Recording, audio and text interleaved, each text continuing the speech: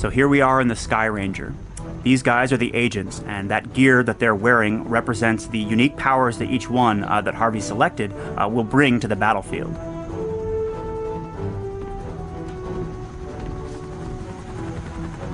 Here's a good view of our setting.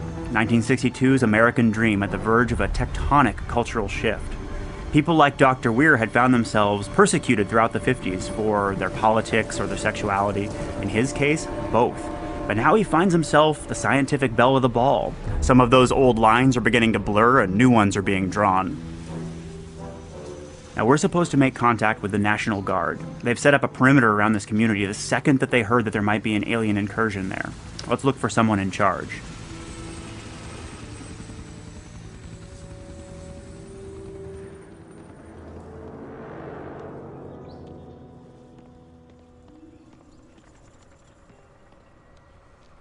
This isn't right. I can feel it. An empty checkpoint does not bode well. Let's look for signs of life.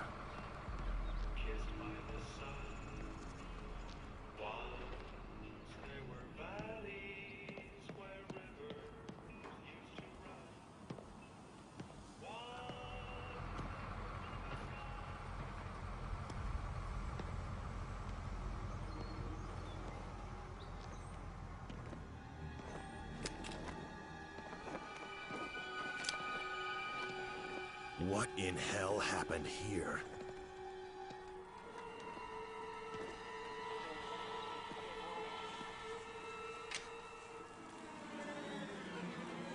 Federal agents. Let's see some ID, pal.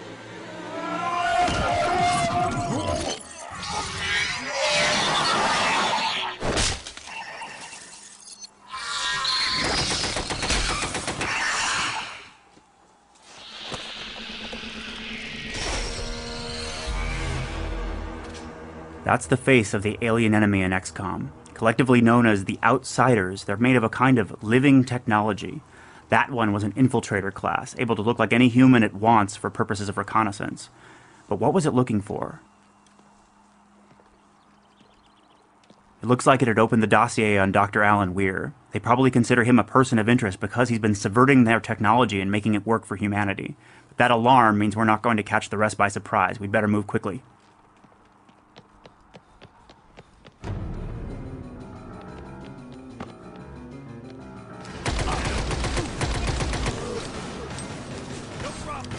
Alone in XCOM, Harvey will get slaughtered. He has to command his agents very precisely in order to survive.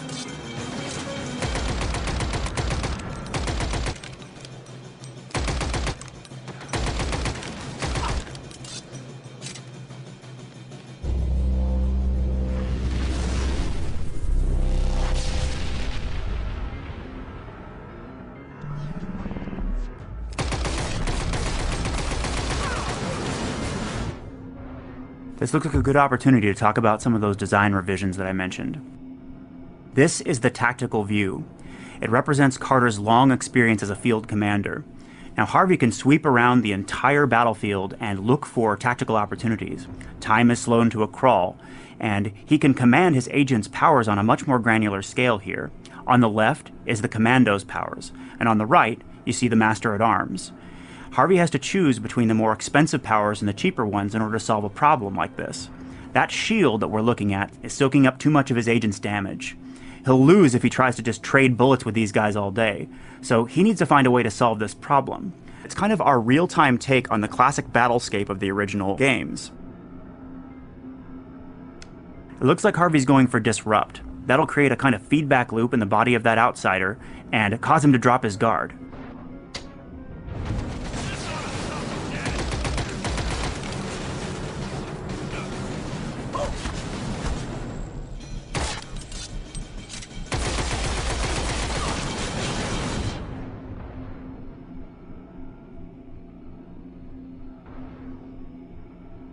Now that simple trick was not enough, so he needs to find a way to take the focus of the fight away from himself and catch these guys in a crossfire. Alright, looks like he's going to go with the diversion power. What that'll do is make that agent appear to be the officer from the point of view of the outsiders. Yes, sir.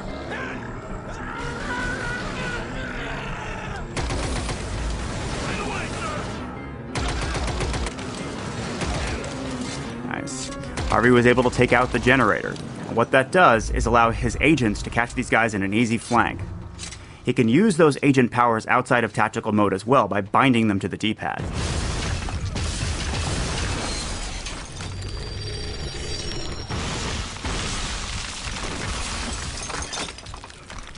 The Outsiders threaten our world on an existential scale. That living technology they're made out of is both intelligent and highly aggressive. It's part of an ongoing plan to terraform our world and turn it into theirs.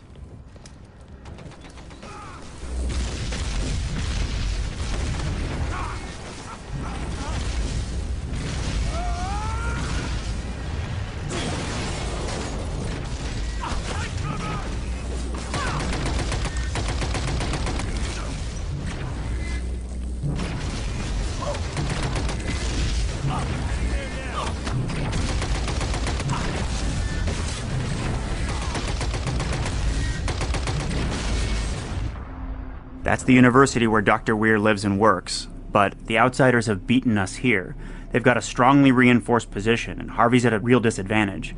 He's going to have to find a way to subvert this situation and make it work for him, using his agent powers.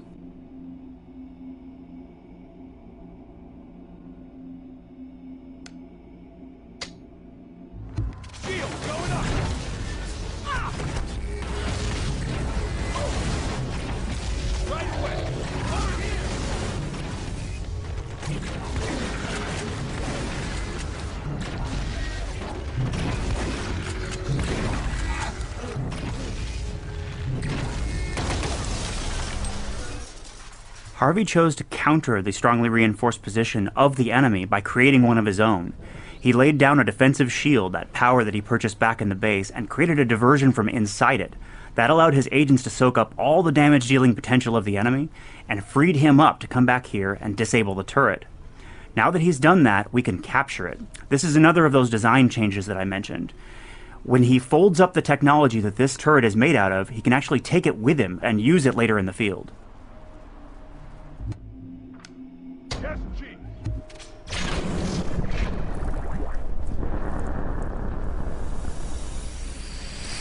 Capture is one of Dr. Weir's designs. Now that Harvey has the technology for the turret in pocket, he has a choice to make. He can either melt it down for long-term research gains, such as new weapons, agent perks, and so on, or he can press it into service as a member of the squad and command it just like an agent. Whatever he wants to do, we better move on and get to Weir.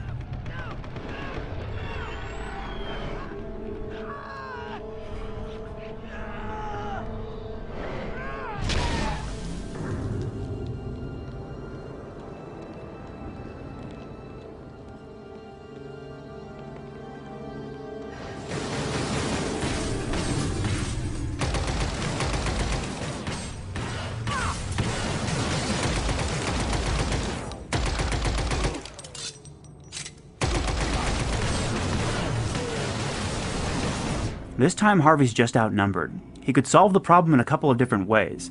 If he laid down a defensive shield, it would bottle a couple of his enemies and force them to wait while he slaughters their friends. Or he could use a diversion and just split their focus. So what do you want to do, sir? Alright, Harvey's going for the spendthrift playstyle. He wants to drop that turret down right now and give them a taste of their own medicine.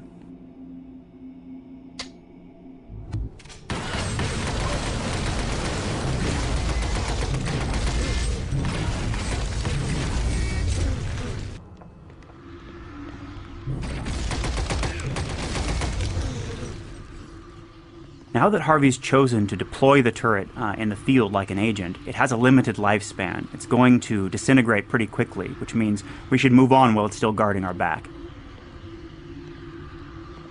Now sometimes in the field you'll come across a novel design. This laser rifle, for example, is not adapted for human use, but if Harvey returns it to the lab, he can actually reverse engineer it and create a version that his agents can wield. In the meantime, we'll strip out the ammo and use it in one of our own alien weapons. That is one heck of a weapon. This is the disintegration ray. We've included it here to show the gains of the long-term growth curve in XCOM. If you're willing to invest in research and master the science of the enemy, you can take them on and remove their edge in combat.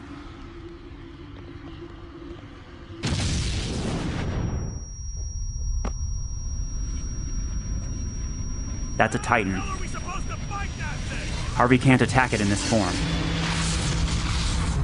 Looks like it's opening some kind of gate. He's being burned. He has to get inside.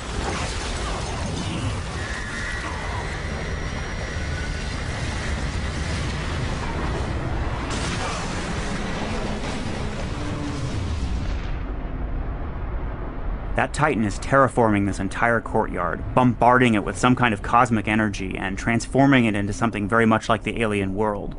But it's far too valuable an opportunity for us not to attempt, at least, to capture it. The trouble is, if Harvey were to try and capture it right now, it would cost him 20 time units. Time units are the sort of currency of combat in XCOM, and Harvey doesn't actually even have 20 to spend, so he's going to have to find a way to weaken the Titan before he captures it. Okay, it looks like he's going to go with some kind of disrupt combo. Coming right up.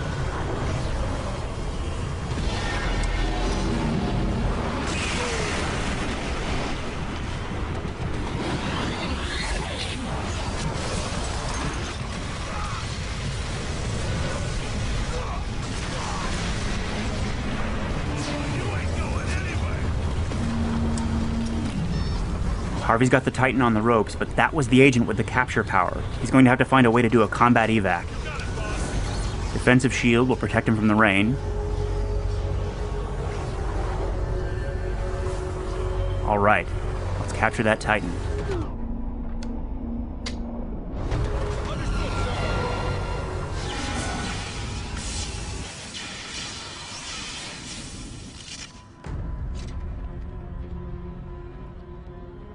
In XCOM, every enemy is an opportunity. We wanted to tear down the walls between what is traditionally understood to be the game environment, the squad, the enemy AI, and the player. In the right hands, we believe they should all become player tools.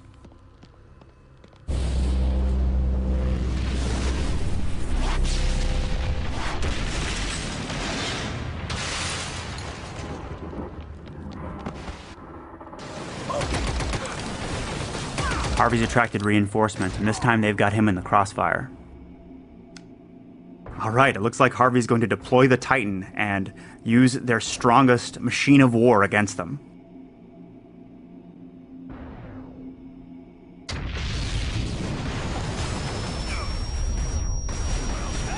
Now he can command its airstrikes just like an agent.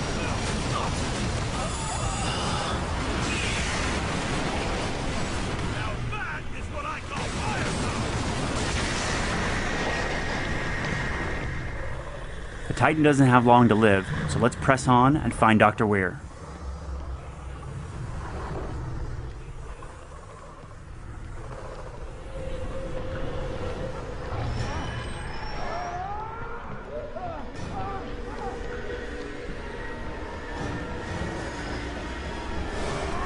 That's him, and the enemy have got him.